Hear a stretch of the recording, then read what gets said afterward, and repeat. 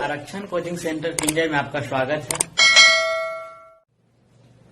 मैं इंजीनियर उदित नारायण। तो आनंद जी कमेंट किए थे कि सर न्यूटन्स लॉ के बारे में बताइए। तो मैंने Newton's first law, second law video upload कर दिया हूं, उसको देख लीजिएगा। और उसके बाद न्यूटन का थर्ड लॉ आज हम लोग डिस्कस करें।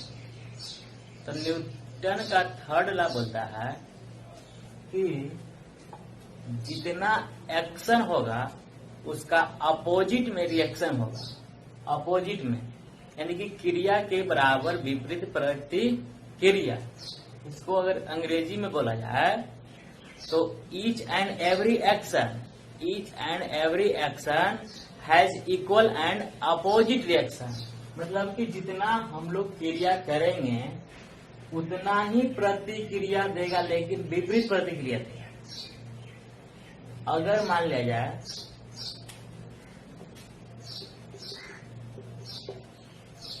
अगर हम 20 न्यूटन का फोर्स इस पे लगाते हैं तो हम लोग को कितना न्यूटन का फोर्स वो अप्लाई करेगा, रिएक्शन देगा। तो इसका आंसर हो जाएगा, अगर हम लोग 20 न्यूटन को बल लगाए, क्रिया किए, तो हम लोग को 20 न्यूटन का प्रतिक्रिया मिलेगा, लेकिन नेगेटिव में मिलेगा। यानी कि इसका आंसर हो जाएगा -20 न्यूटन। जो माइनस लगा है विपरीत को बता रहा है, अपोजिट डायरेक्शन के बारे में बता रहा है। ये अपोजिट में मेरे को रिएक्शन मिला है। एक्शन किए 20 न्यूटन का और 20 न्यूटन का अपोजिट डायरेक्शन में हम लोग को रिएक्शन मिला। अगर मान लिया जाए आप नाव पे जा रहे हैं, नाव पे जाते जाते जब किनारे पे जाते हैं तो नाव से जब छलांग मारते हैं आप किनारे पे उतरने के लिए, तो क्या होता है, नाव पे आप एक्शन किए तो वो अपोजिट डायरेक्शन में रिएक्शन कर देता है। नाव से आप उछले आगे, लेकिन वो एक्शन हो जाए आगे की ओर आप बढ़ रहे हैं, लेकिन नाव पे जो विपरीत डायरेक्शन में जो रिएक्शन लगाएगा, इसीलिए नाव पीछे चला जाता है। आप लोग बढ़ जाइएगा आगे, लेकिन नाव हमेशा पीछे जाएगा। एक बार आज हम मान ले जाए, अगर आप कुआं से पानी निकाल रहे हैं, तो एक अगर रस्सी टूट जाती है, कुआं का जो रस्सी है जिसे पानी निकाल रहे हैं वो अगर टूट जाएगा तो क्या होगा, हम लोग कुआं में गिर जाएंगे या कुआं से बाहर आ जाएंगे या गिर जाएंगे हम लोग या सेफ्टी रहेंगे। तो हम लोग जितना फोर्स से अगर एक्शन खींच रहे थे, एक्शन लगा रहे थे, तो न्यूटन थर्ड लॉ बोलता है कि उतना ही फोर्स से आपका रिएक्शन फोर्स देगा जो अपोजिट डायरेक्शन में होगा। हम लोग नीचे की ओर फोर्स लगा रहे थे तो हम लोग को ऊपर की ओर उतना ही न्यूटन फोर्स लगा करके ऊपर फेंकेगा। तो हम लोग कुआं में नहीं गिरेंगे। क्या हो जाएगा कि हम लोग पानी नीचे से निकाल रहे थे तो हम लोग फेंका जाएंगे बाहर की ओर। उतना ही जितना फोर्स लगा रहे थे निकालने के लिए, उतना फोर्स से हम लोग बाहर चला जाएंगे, गिर जाएंगे, कुआं के बाहर हो जाएंगे। एक बार क्या हुआ कि एक सिपाही की ट्रेनिंग चल रही थी। तो सिपाही की ट्रेनिंग चल रही थी, उसमें एक सिपाही थोड़ा सा समझदार था, तो उसने न्यूटन का थर्ड लॉ पढ़ा था। तो एक बार की बात है, जब ट्रेनिंग चल रहा था तो गोली छोड़ने की बारी आई। तो एक समझदार जो पुलिस था बोला कि सर जी मैं तो नहीं छोड़ सकता, क्योंकि जितना स्पीड से गोली जाएगा उतना स्पीड से बंदूक जाएगा और हम भी उतना दूर चले जाएंगे। तो सिर्फ न्यूटन का थर्ड लॉ के बारे में जानता था और ये संवेग संरक्षण का जो सिद्धांत है उसके बारे में उसको डिस्कस मतलब अच्छी तरह से जानकारी नहीं था। उसको लगा कि जितना एक्शन देंगे उतना अपोजिट डायरेक्शन में हम लोग को रिएक्शन देगा। जितना का स्पीड से गोली जाएगा उतना का स्पीड से भी बंदूक जाएगा। तो ये संवेग संरक्षण जब कंसेप्ट क्लियर हो जाएगा, देखिए संवेग संरक्षण क्या कहता है कि जितना संवेग एक्शन का होगा उतना ही संवेग यानी कि मोमेंटम रिएक्शन का होगा, लेकिन अपोजिट डायरेक्शन में होगा। तो अगर मान लिया जाए बंदूक का गोली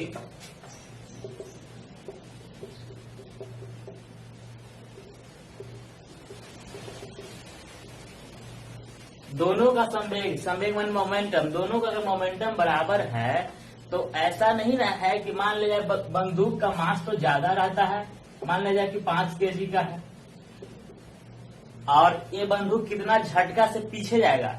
अगर इसको कैलकुलेट करना है तो आपका गोली तो कम मतलब वेट का रहता है, बहुत कम रहता है, हो सकता है 5 ग्राम के रहे, चाहे 10 ग्राम के रहे, माने 10 ग्राम का रहेगा। तो गोली का स्पीड अगर ज्यादा है, मान ली हो सकता है 50 किलोमीटर पर आवर का स्पीड से जा रहा है, तो 50 से अगर यहाँ से गुना करेंगे तो हो जाएगा कितना, ग्राम में है 10 ग्राम है, 10 ग्राम को अगर हम लोग किलोग्राम बदलेंगे, क्योंकि यहाँ बंदूक का जो मास है वो किलोग्राम में दिया है, तो ग्राम को अगर किलोग्राम में बदलेंगे तो बटा 1000 से गुना कर भागा करे पड़ेगा।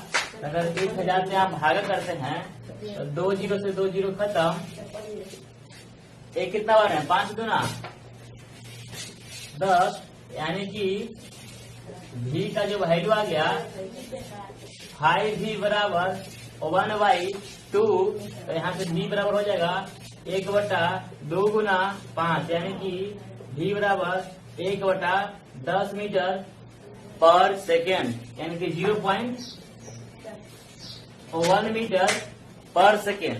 देखिए यहाँ पे बंदूक का मास ज्यादा था लेकिन वेलोसिटी उसका 0.1 मीटर पर सेकेंड आ गया, तो यह ज्यादा दूर तक झटका मारेगा नहीं क्योंकि इसका मास ज्यादा है। हमेशा मोमेंटम में क्या होता है, अगर मास को बढ़ा देंगे तो वेलोसिटी का मान घट जाएगा। अगर मास इंटू वेलोसिटी है तो अगर मास का जो वैल्यू है ये बढ़ाएंगे तो वेलोसिटी घट जाएगा। अगर हम लोग वेलोसिटी का मान बढ़ाते हैं तो मास का मान घट जाएगा। यहाँ अगर गोली 50 मीटर पर सेकंड का स्पीड से जा रहा था लेकिन उसका मास था मात्र 10 ग्राम, इसीलिए 50 का स्पीड से जा रहा था। अगर जितना गोली लें वेट का, अगर उतना ही वेट का अगर हम लोग बंदूक ले लेंगे तो दिक्कत हो जाएगा। मान लिया जाए कि जितना का बंदूक, मान लिया बंदूक है 5 केजी का, अगर गोली भी 5 केजी का ले लेते हैं, अगर बंदूक है 5 केजी का और गोली भी हम लोग 5 केजी के ले लेंगे तो दोनों का मोमेंटम बराबर हो जाएगा। जितना एक्शन लगेगा उसके अपोजिट डायरेक्शन में रिएक्शन लगेगा, तो जितना के स्पीड से बंदूक भागेगा उतना के स्पीड से गोली भागेगा। तो उसमें एक आदमी नहीं मरेगा, मारने वाला ही मरेगा और जो मार रहा है वो भी मरेगा। अगर बंदूक और गोली का अगर हम लोग दोनों का वेट अगर बराबर ले लें तो 2 आदमी को दिक्कत हो जाएगा, 2 आदमी एक साथ मरेगा। इसीलिए हमेशा जब भी बनाते हैं तो बंदूक भारी रहता है और गोली हमेशा उसका वेट बहुत कम रहता है। तो ये था संवेग संरक्षण का सिद्धांत।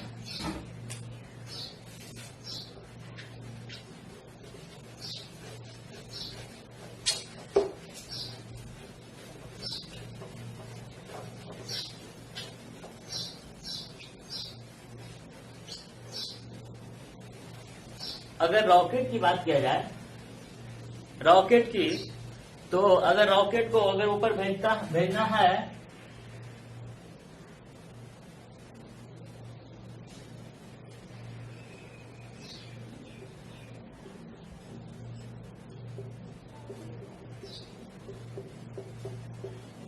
एक रॉकेट ऐसा ही होता है।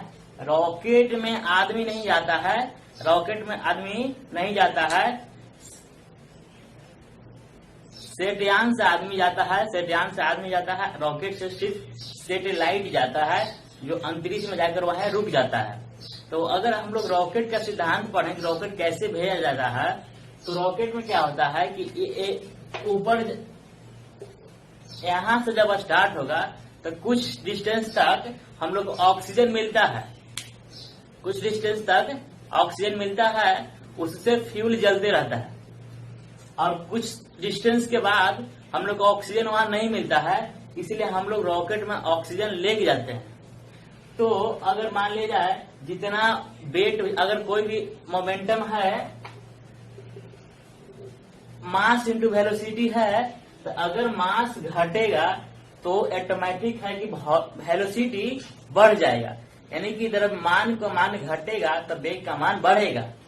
तो वैसे ही होता है रॉकेट में। क्या होता है कि पहले ही सब जलते जलते ईंधन जब हल्का हो जाता है रॉकेट, मान ले जाए अगर अच्छा से समझा जाए तो यहाँ मान लिया कि कुछ दूर गया, एक पोर्शन जल के खत्म हो गया, एक पोर्शन जल के खत्म हो गया। मेन तो मेरा सैटेलाइट ए है, ए सब तो ईंधन है, मेरा सैटेलाइट ए है, इसी को भेजना है ऊपर वाला को, और ए सब ईंधन है जो आगे जलते जलते फिर खत्म हो जाता है। तो ए अगर जल गया तो रॉकेट तो हो गया हल्का, यानी कि मास का वैल्यू घट गया। जब मास का वैल्यू घटेगा तो ऑटोमेटिक है कि उसका वेलोसिटी बढ़ जाएगा, वेलोसिटी बढ़ गया माने कि स्पीड उसका और बढ़ जाएगा और वह तेजी रफ्तार से जाना शुरू कर देगा।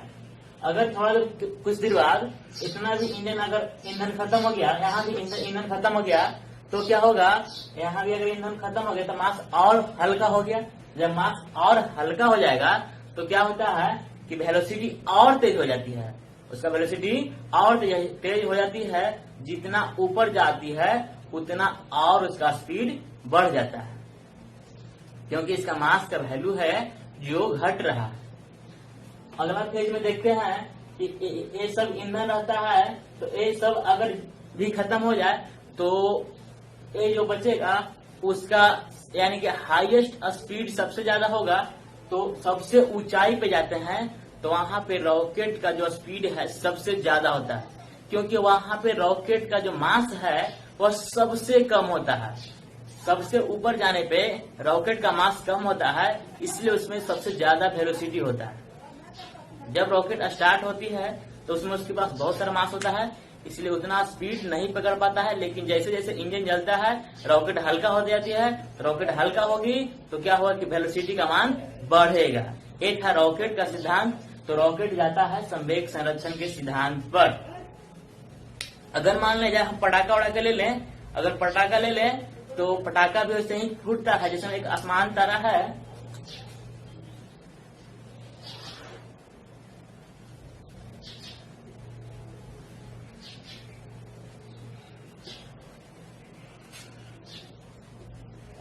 ये आसमान तारा है। अगर इस आसमान तारा को, ये मेरा टाइमर है, ये मेरा टाइमर है जहां पे हम लोग जलाते हैं तो ये जलता है। जलने के बाद यहाँ पे जो होता है फ्यूल जलता है, तो यहाँ पे मास का वैल्यू क्या होता है कि ज्यादा रहता है, इसीलिए तुरंत उसमें वेलोसिटी नहीं पकड़ता है। और जैसे जैसे इसमें जलना शुरू होता है, जो फ्यूल उसमें डाला जाता है वो फ्यूल जलता है तो उसको वेट का वैल्यू घट जाता है, मास घट जाता है, तो वेलोसिटी ऑटोमेटिक बढ़ जाता है। तो ये स्पीड फिर ऊपर की ओर चलना शुरू होता है, चाहे जौन डायरेक्शन में रहेगा उस डायरेक्शन में अपना आगे की ओर बढ़ना शुरू हो जाएगा। क्योंकि जला तो उसका फ्यूल है, जो मास का वैल्यू है वो घट गया, तो मास का वैल्यू घटेगा। तो मोमेंटम बोलता है कि जब मास का वैल्यू घटता है तो उसमें वेलोसिटी का वैल्यू बढ़ जाता है। अगर आप लोग को एक ऐसे ही आसमान बम दिया जाए, जैसे एक बम पड़ाका होता है, उसमें बहुत अच्छी तरह से बांध दिया जाता है और एक टाइमर रहता है, उसको हम लोग जलाते हैं और उसके बाद उसमें जितना भी जलेगा तो मास का वैल्यू घट जाता है, तो वेलोसिटी बढ़ जाता है। इसीलिए वह फट के बहुत गूंजता है, आवाज को गूंजता है, वो दूर तक नहीं जाता है लेकिन गूंजता है। तो अगर आप लोग को अगर ऐसा पटाखा मिले तो अगर इसमें एक कंपास लें, कंपास से चाहे सुई से इसको अगर 4-5 जगह छेद कर देंगे तो यह पटाखा नहीं जलता। क्यों? क्योंकि इसमें अगर टाइमर में लगाते हैं आग, तो इसमें जो आग पकड़ता है, इस आग जब अंदर कोलिजन होता है, आग जब अंदर पकड़ता है तो अगर छेद कर दिए हैं पटाखा में तो क्या होता है कि धुआं इधर से आग निकल जाता है। जब आग निकल जाएगा तो अंदर ब्लास्ट नहीं कर पाता। तो कोई पटाखा ऐसे ही नहीं छूटता है, मतलब उसमें एयर जा रहा है और उसमें कहीं न कहीं छेद वगैरह कुछ किया होगा, इसीलिए ऐसा होता है। नहीं तो ऐसा पटाखा रहे, कोई भी पटाखा रहे, वह आसानी से छूट जाता है। अगर हम लोग थोड़ा सा लिफ्ट के बारे में चर्चा करें तो लिफ्ट से हमेशा क्वेश्चन पूछते रहता है। तो लिफ्ट के बारे में देखा जाए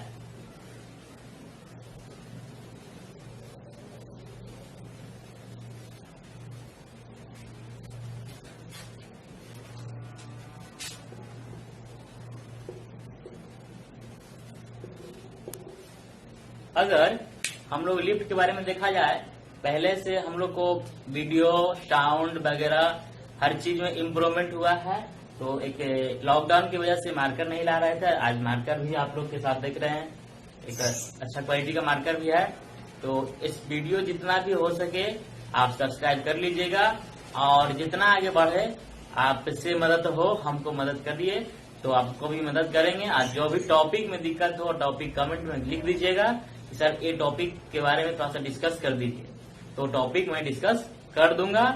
और जितना भी आपका ग्रुप हो, फ्रेंड हो, सबको शेयर कीजिए। अच्छा लगेगा तो लाइक करेगा, नहीं तो फिर डिसलाइक कर देगा, कोई बात नहीं। तो अभी हम लोग देख रहे थे लिफ्ट के बारे में।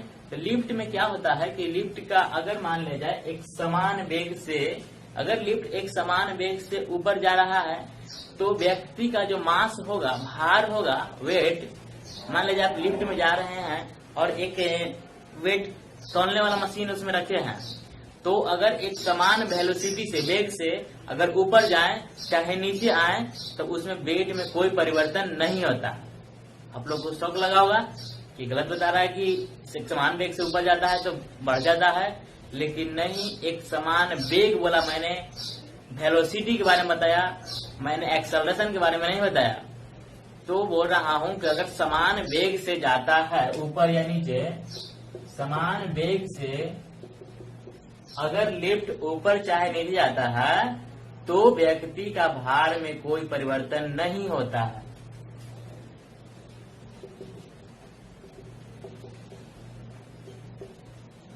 कोई परिवर्तन नहीं होता है जब एक समान वेग से लिफ्ट ऊपर जाए या नीचे आए, तो उस समय व्यक्ति का भार में कोई परिवर्तन नहीं होता है। ये दो को क्वेश्चन पूछते रहता है। अगला देखिए, एक समान त्वरण, एक्स इक्वल एक्सेलरेशन, माने कि त्वरण के बारे में।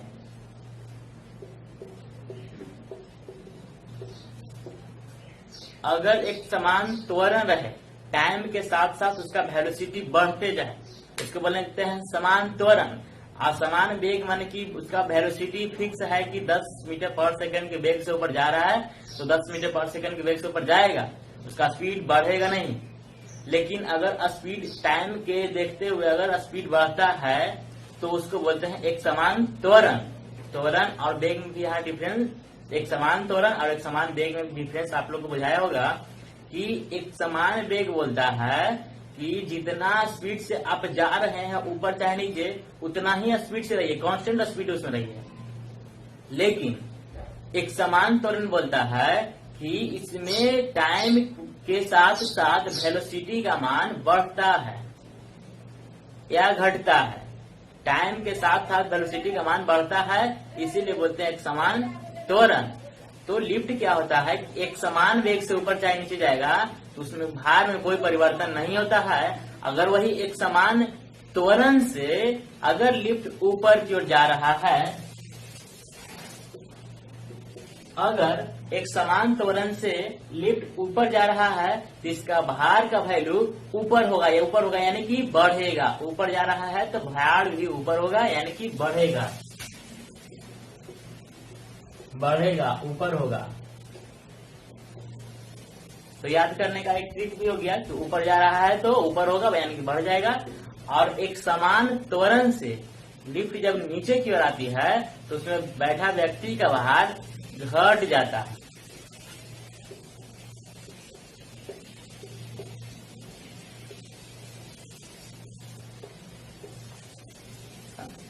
अगर आपसे पूछ दिया जाए कि मान लीजिए लिफ्ट में जा रहे हैं और एकाएक रस्सी टूट जाती है, एकाएक रस्सी टूट जाती है, तो वहां पे कोई भी व्यक्ति बैठा उसका भार अनंत रहता है, उसका भार में भार बताए नहीं करेगा कितना भार है, क्योंकि उसमें न एक समान वेग है न एक समान त्वरण है। एकाएक टूटता है तो एक समान वेग भी नहीं रहेगा, मतलब फिक्स वेग नहीं कि 10 के स्पीड से आएगा तो 10 के स्पीड से आएगा, टूट गया था।